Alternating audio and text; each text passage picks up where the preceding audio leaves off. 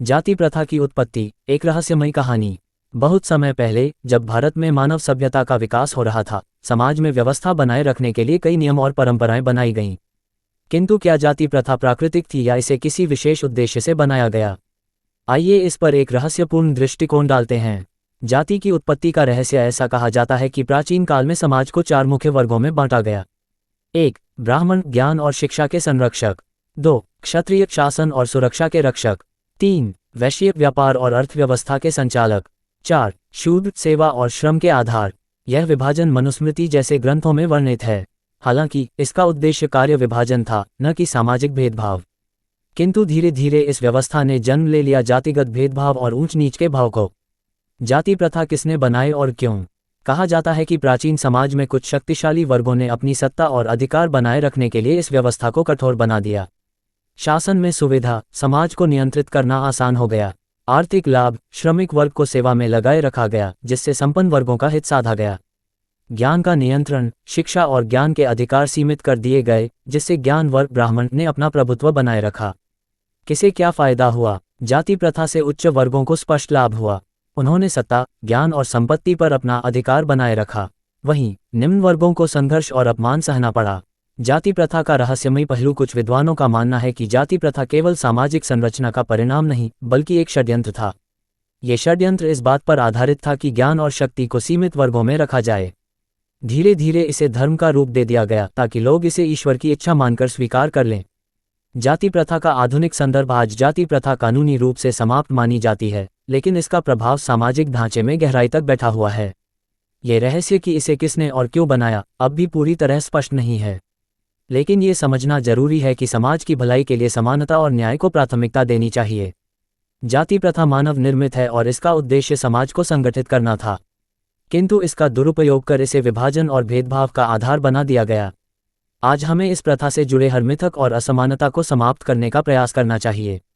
ये कहानी हमें इस सवाल का जवाब खोजने पर मजबूर करती है, क्या हम जाति प्रथा के बंधनों से पूरी तरह मुक्त हो सकते हैं? जाति प्रथा का अंतः एक विस्तृत मार्गदर्शिका। जाति प्रथा, जो सदियों से हमारे समाज का हिस्सा रही है, आज भी सामाजिक असमानता और भेदभाव का बड़ा कारण है। इसे समाप्त करना एक चुनौतीपूर्ण लेकिन संभव कार्य है। इसके लिए हमें सामाजिक, शैक्षिकी, कानूनी और मानसिक स्तर पर ठोस कदम उठाने होंगे। नीचे दिए गए तरीकों को अपनाकर हम जाति प्रथा को समाप्त कर सकते हैं। 1. शिक्षा के माध्यम से जागरूकता फैलाना। क्यों जरूरी है? जातिगत भेदभाव अक्सर अशिक्षा और अज्ञानता का परिणाम होता है। अगर लोग यह समझेंगे कि सभी इंसान समान हैं, तो वे भेदभाव करना छोड़ देंगे। क्या करें? समान शिक्षा प्रणाली। सभी बच्चों को समान अवसरों के साथ गुणवत्तापूर्ण शिक्षा प्रदान की जाए। स्कूल पाठ्यक्रम में समावेशिता। पाठ्यपुस्तकों में जाति प्रथा के दुष्प्रभावों और समानता के महत्व को शामिल किया जाए। जनजागरण अभियान। गांवों, कस्बों और शहरों में जागरूकता कार्यक्रम चलाए जाएं, जो जातिगत भेदभाव को समाप्त करने पर जोर दें। 2. कानूनी उपायों को प्रभावी बनाना क्यों जरूरी है? भारत में संविधान ने जाति आधारित भेदभाव को गैरकानूनी घोषित किया है, लेकिन इन कानूनों का प्रभावी कार्यान्वयन जरूरी है। क्या करें? सख्त कार्रवाई। जो लोग जातिगत भेदभाव करते हैं, उनके खिलाफ सख्त कानूनी कदम उठाए जाएं। पुलिस और न्याय प्रणाली में सुधार। शिकायत दर्ज करने और न्याय पाने की प्रक्रिया को सरल और निष्पक्ष बनाया जाए। आरक्षण का सही उपयोग। आरक्षण का उद्देश्य आर्थिक और सामाजिक पिछड़ेपन को दूर करना है, इसे सही दिशा में लागू किया जाए। 3. धार्मिक और सामाजिक दृष्टिकोण बदलना क्यों जरूरी है? जाति, सामाजिक दृष्टिकोण बदलना क्यों जरूरी है? जाति प्रथा को धार्मिक और सामाजिक मान्यताओं से जोड़ा गया है, जिससे ये गहराई तक जड़ें जमा चुकी है।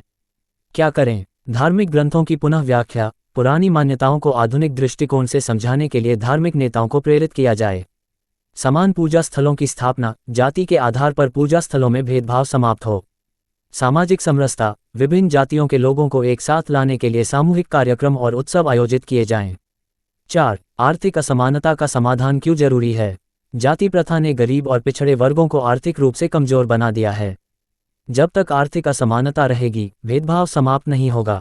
क्या करें? समान रोजगार के अवसर। हर वर्ग के व्यक्ति को समान अवसर दिए जाएं। स्वरोजगार और प्रशिक्षण। पिछड़े वर्गों को आर्थिक रूप से आत्मनिर्भर बनाने के लिए प्रशिक्षण और वित्तीय सहायता दी जाए। परोपकारी योजनाएं। सरकार और समाज के सहयोग से ऐसी योजनाएं चलें जो जातिगत असमानता को कम करें। 5. अंतर्जातीय विवाह को प्रोत्साहन क्यों जरूरी है? अलग अलग जातियों के लोगों के बीच विवाह से जातिगत भेदभाव धीरे धीरे खत्म हो सकता है। क्या करें? प्रोत्साहन योजनाएं, अंतर्जातीय विवाह करने वाले जोड़ों को प्रोत्साहन दिया जाए। सामाजिक स्वीकृति, परिवार और समाज के लोगों को ऐसे विवाह को स्वीकार करने के लिए प्रेरित किया जाए। मीडिया का सहयोग, फिल्मों, नाटकों और साहित्य के माध्यम से अंतर्जातीय विवाह को सामान्य बनाने का प्रयास किया जाए। 6. मानसिकता में बदलाव क्यों जरूरी है? जब तक लोगों की सोच नहीं बदलेगी, जाति प्रथा का अंत संभव नहीं। क्या करें? समानता का प्रचार, समानता और मानवता के संदेश को हर संभव माध्यम से फैलाया जाए। भयमुक्त वातावरण, लोगों को यह एहसास दिलाया जाए कि जातिगत भेदभाव गलत है और इसे समाप्त करने में वे योगदान दे सकते हैं। प्रेरणादायक उदाहरण, ऐसे व्यक्तियों और समुदायों के उदाहरण दिए जाएं जिन्होंने जातिगत भेदभाव को पीछे छोड़कर सफलता हासिल की। 7. मीडिया और तकनीकी साधनों का उपयोग क्यों जरूरी है? मीडिया लोगों के विचारों को बदलने और जागरूकता फैलाने का सबसे शक्तिशाली माध्यम है। क्या करें? फिल्में और कार्यक्रम, ऐसी फिल्में और धारावाहिक बनाए जाएं जो जातिगत समानता को बढ़ावा दें। सोशल मीडिया अभियान, सोशल मीडिया के माध्यम से जाति प्रथा के खिलाफ जागरूकता फैलाई जाए।